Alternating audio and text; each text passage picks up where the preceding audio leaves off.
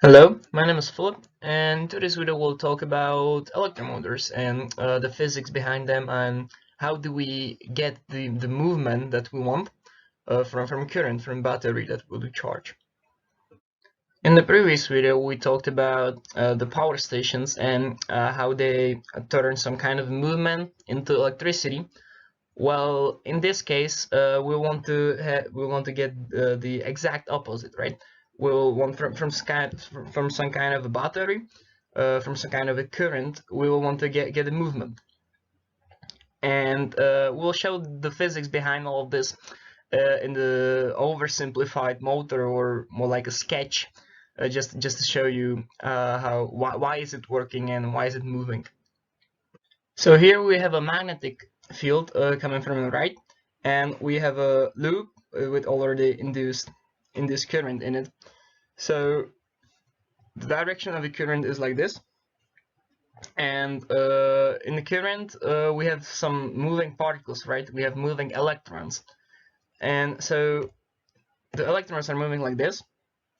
And if we have a moving charge, then we will have some kind of a movement on the charge. That's what we talked about in the first video. So okay, so we will use the right hand rule again, and so the direction of the electron or of the charge is downwards. So point our pointing finger downwards.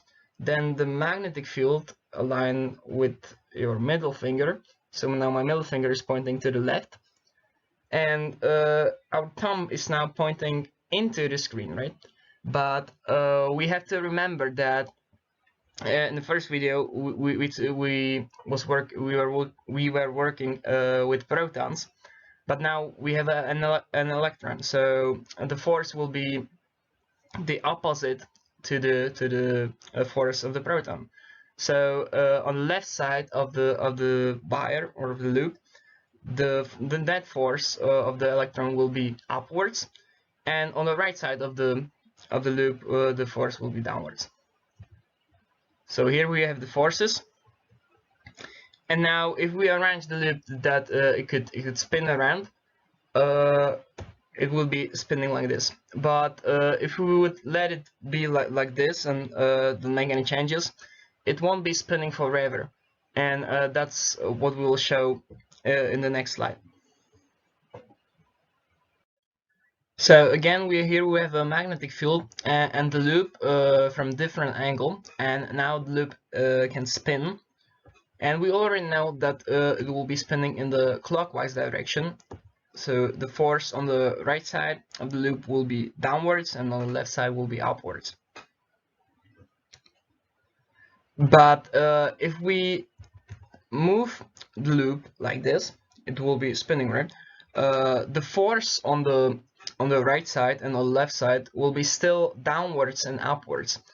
If the electron is still pointing, or the net force of the electron is still downwards, so the force or the movement, or so the final force of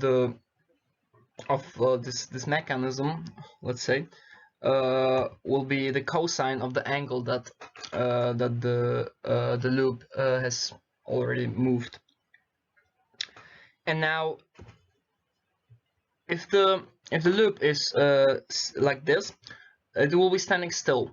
It won't be moving because the forces are together pointing upwards and downwards. So the loop now will be standing still, and that's not what we want, right? We want the loop to be moving around and around. And how do we solve this? Well, there are some fancy mechanisms that are there. We were not gonna talk about them now, but there are more loops and more everything that you will have to change the current, and there is a fancy thing. I don't know what it's called, but in an electromotor there are some parts that can make this possible. And I will put a link to the video in the description of this video for this exact problem and how is it solved. So that's all from me. Hopefully you enjoyed the series, and hopefully I help somebody to pass the exams, or to make clear how all this stuff works. It's not complicated, but not many people know about this, and I think it's important to understand why is it working and how is it working, and all that stuff. So bye, and hopefully we'll see each other in that time.